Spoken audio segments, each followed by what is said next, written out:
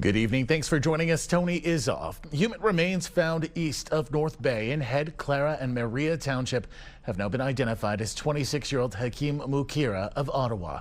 The body was found Sunday morning around 8 a.m. on North River Road, north of Cedar Lake. According to the OPP, preliminary information has determined there are no signs of what they call a broader threat. Police have meantime released very little in terms of how the body was found and if it's criminal in nature.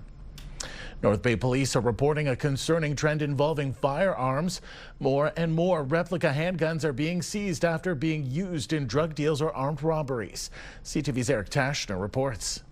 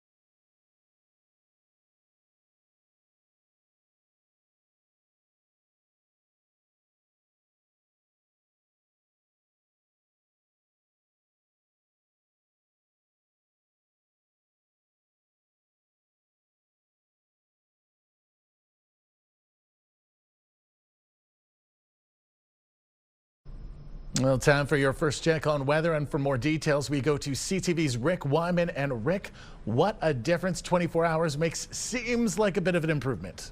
Big improvement. It's still cold, not nearly as cold as it was with the wind chill factor, not only yesterday, but last night. Last night was simply nasty, but today's a lot better. Your first take on weather brought to you by CAA. Get your membership today at CAA.ca. Here is the system right now that's affecting parts of Northeastern Ontario. There's a storm warning for Moosonee and some swirling winds, some blowing snow, swirling winds in the Timmins area. But other than that, a lot better than it was yesterday. We'll also have more on the storm that actually affected the Timmins area from Lydia Chubak. That's coming up shortly. So we'll take a look at the 5-day forecast. Still colder. It'll start to warm up by maybe Tuesday of next week. Ian, details still to come. Back to you. Thanks so much, Rick. Well, as he alluded to, we are starting to get a bigger picture of just how big that storm was that swept through our region yesterday. Public works crews and plows have been working overtime from one end of the region to the other to clear just a mountain of snow and in some cases ice, depending on where you are in the Northeast. David Wesley sent us this shot of him trying to make it on foot to a nearby gas bar in Timmins. He says it was too cold and he had to turn back. Meanwhile, Kayla Vio's husband sent us this incredible video of her just trying to get out of their house in Cochrane. The snow drift almost as tall as she is eventually able to make it out, but not without a little bit of a climb. Some anecdotally telling us this is the worst storm they've seen in years. With more on the impact in Timmins, here's CTV's Lydia Chubak. Councillor Bill Gazdanovich and his son Brock have teamed up to tackle the snow in their driveway left after Monday's blizzard. Look at Lydia. Look. Brutal. Couldn't be worse. I mean, I've never seen nothing like this. I've been here. The last storm I seen like this was probably back in the 80s, and I actually looked it up. It was 1983 when we had 47 centimeters. Environment Canada forecasted an accumulation of 40 to 60 centimeters for the area. There was an estimate based on radar and model output. There were about 50 to 60 centimeters of snow around the Timmins area. So it was quite something. quite hefty. Farther south in Sault Ste. Marie, about 22 centimeters. Yesterday, the city of Timmins advised people to stay home, and many did. However, some motorists took their chances and ventured out. Well, I mean, there's vehicles that just, got stuck right in the middle of the road and they just left them there, and that's unprecedented. It intensified really quickly. It dropped pressure. And so it was able to create a lot of winds around the system. So not just for the Timmins area, but all around this low pressure system, even for Southern Ontario, for Quebecers. So it was a very far reaching. And now it's affecting people in the Maritimes. And of course, people in Timmins can sort of breathe a sigh of relief for now. There's more movement today now that the storm has passed and crews have been plowing roads. But Timmins Councillor John Curley asks people to be patient during this challenging weather event. We're down to single lanes on main thoroughfares, so we have to remove the snow. So send the blowers in and just take a cut to allow the grader more room to plow, but it's not going to be solved for a while. While homeowners do their best to dig themselves out, others have to stay put for now. And some side streets have yet to be plowed. Not that they've been forgotten, we will be getting to them.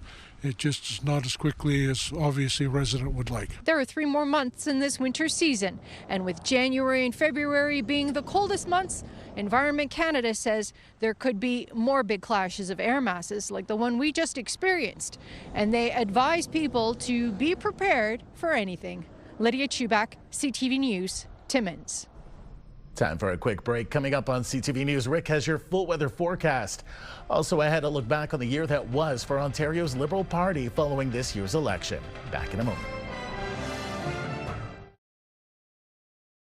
When you see it happen, send it to CTV News. Text 10400. From your screen to ours. Text 10400.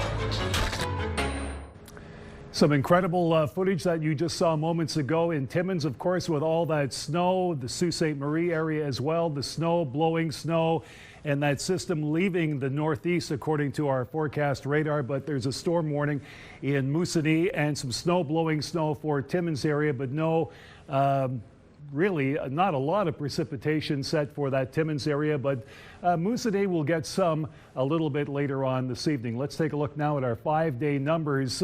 Not bad, but still cold. Warming up by maybe Sunday, Monday. For tomorrow in Sudbury, Nickel Belt, we've got -15, some sun and clouds, some sunshine on New Year's Day, -16. Chance of snow on Friday at -14, sunshine Saturday, -15, and -9 on Sunday. So again, that warming trend, you'll have to wait for a couple of days. Sault Ste. Marie, Algoma, chance of flurries for tomorrow, -8. New Year's Day, chance of flurries, -10. It's a week of flurry activity in the Sault and Algoma. Friday, more of the same. Saturday and Sunday, chance of flurries or the chance of snow. It does warm up by Sunday with a high of -4. Timmins, Cochrane, Kapuskasing, chance of flurries tomorrow, only -18 the high. Thursday, loads of sunshine, but -19 the high. Sun and cloud Friday, -17, -18, some sun and cloud Saturday, and warming up Sunday at -12 with the sun and cloud. At least there's more sunshine than snow in the Timmins area. Temiskaming Shores, Kirkland Lake, sun and cloud tomorrow, -16. New Year's Day, sunshine, -19. -15 Friday, sun and cloud. Saturday, sunshine, -17. And the cloud cover as things start to warm up just a bit. -11 your expected high come Sunday. Let's have a look now at North Bay, West Nipissing. Sun and cloud for tomorrow, -14. Sunshine on New Year's Day. What a way to ring in the year. -16 your high. Friday, chance of snow at 40%, -9, -16 Saturday with the sunshine. And Sunday, we've got cloud cover, -9 degrees on the warm-up. So, Ian, you'll have to wait until at least Sunday to get some warmer temperatures and get the mountains of frost and ice and snow off the vehicles. But it's coming. Just you'll have to wait for a couple of days. Back to you. Sounds good. Thanks, Rick. Well, 2025 saw a comeback of sorts for Ontario's Liberal Party with more seats and a return to party status in February's provincial election. However, as CTV's Siobhan Morris explains, the party remains without a leader and a clear direction heading into the new year. After races in 2020 and again in 2023, Ontario's Liberal Party is in search of a leader, their third since Doug Ford became Premier in 2018. The winter election, a story of wins and losses for the Liberals. They picked up 14 seats, enough to regain party status. We increased our share of the votes substantially to 30%.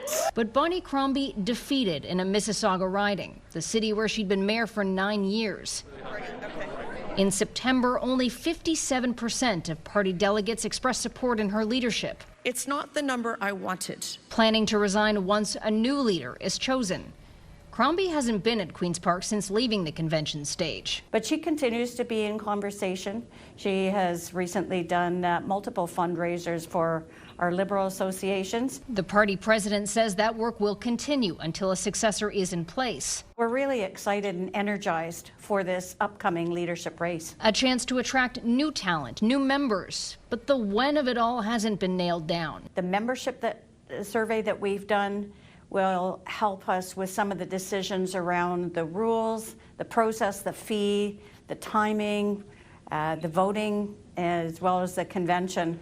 John Fraser's been leading the Liberals in the House. We punch way above our weight. But has no interest in the gig on a permanent basis. There's debate amongst Liberals over whether they should look for fresh blood. Maybe a mayor, maybe somebody from the business world, maybe somebody who's never been in politics but has tons of charisma and game. Versus a leader who already has a spot in the House opposite Doug Ford. Is known to media, already has some brand value in politics. After 3 brutal elections, Reid sees the selection of the next Liberal leader as existential. They need a leader who can light up the electorate in this next election. If they elect a resume or the strongest organizer or the best known person within the tiny camp that is the Ontario Liberal Party already, they will lose again. And who knows where the party will end up. Siobhan Morris, CTV News. We'll all be marking a new year in a little more than 24 hours. In Sudbury, there are some family-friendly pre-bedtime celebrations being planned. CTV's Madison Merrier reports. Staying up until midnight isn't always feasible, which is why some community events are taking to earlier start times to make sure everyone has an accessible way to end off 2025. It's before midnight so that families can participate. So you can bring the kids, they can have a really great time. You still get them back before bed, and the parents can still do a little fun thing for midnight as well. We're having a New Year's Eve family fun day at Science North. So if folks are looking for something to do, it'll be fun for the whole family. We're open 10 to 4. And we're just busy celebrating the last day of the year. We'll have lots of holiday-themed workshops throughout the Science Centre. Science North will be continuing its beloved confetti drop and helping the community get in some last-minute science knowledge for the year.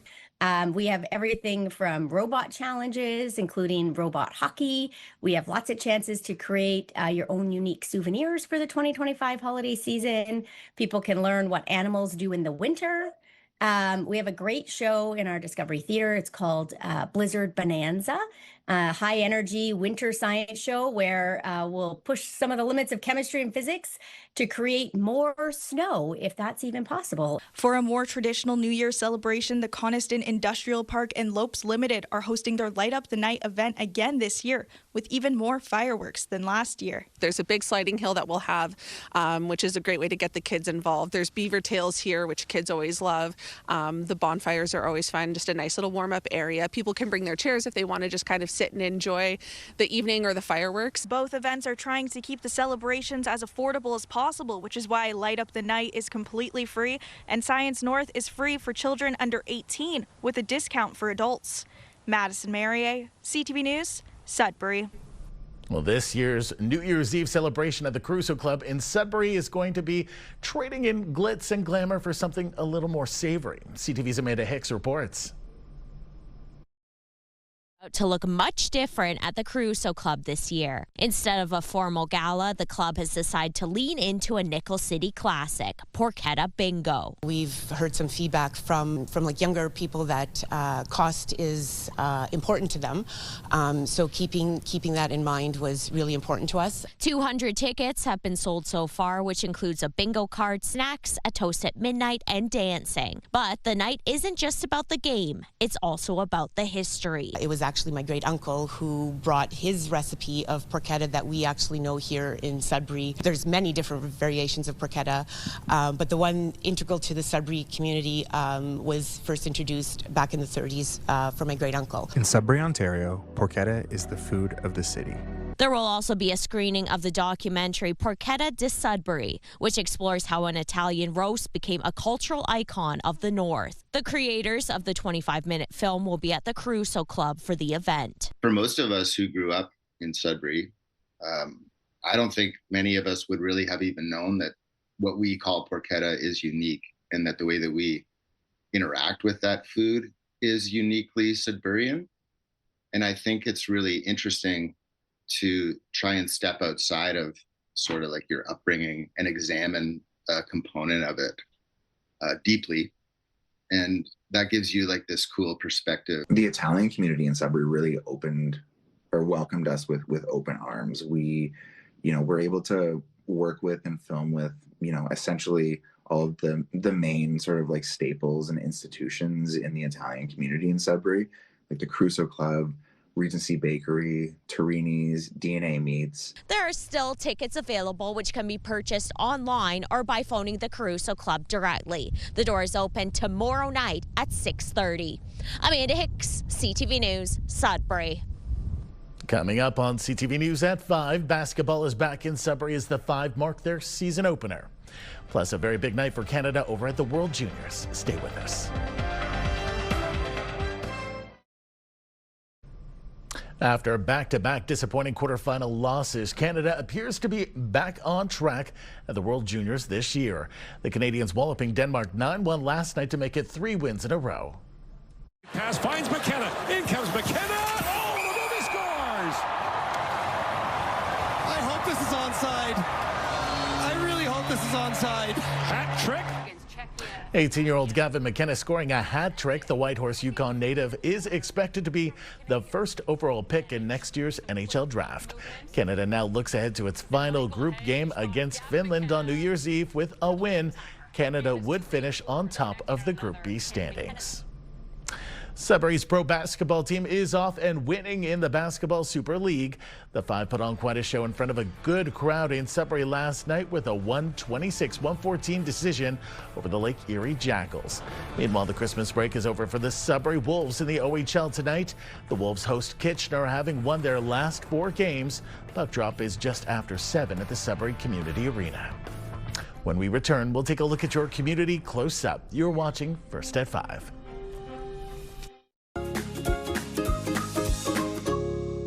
Welcome to the final show for 2025, Take Me Home Tuesday. As always, Emma Bailey is with me from the SPCA in Sudbury.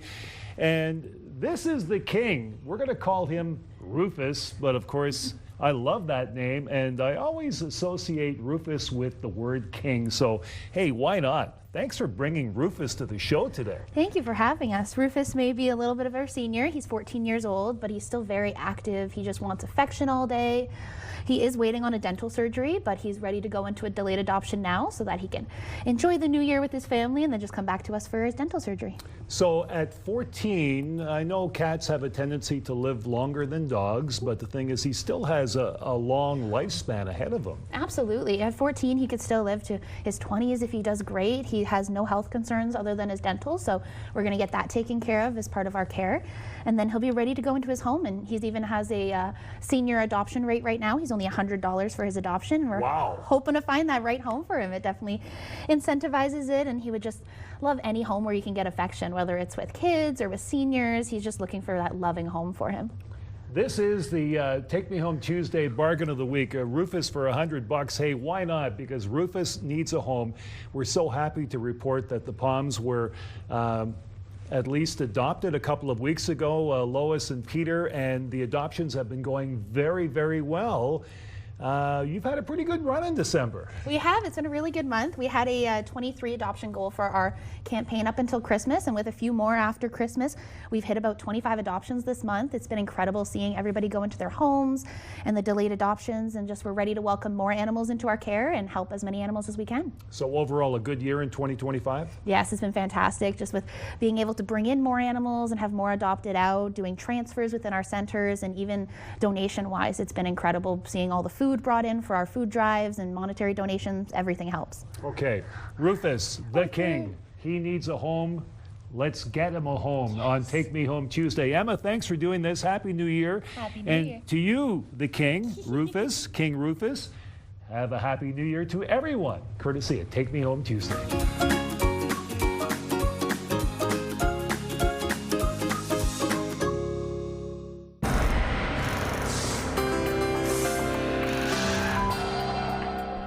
Time now for a look at our community close-up, and for that we begin in Swastika, where Raymond Bourgeois had the blue jays in her yard.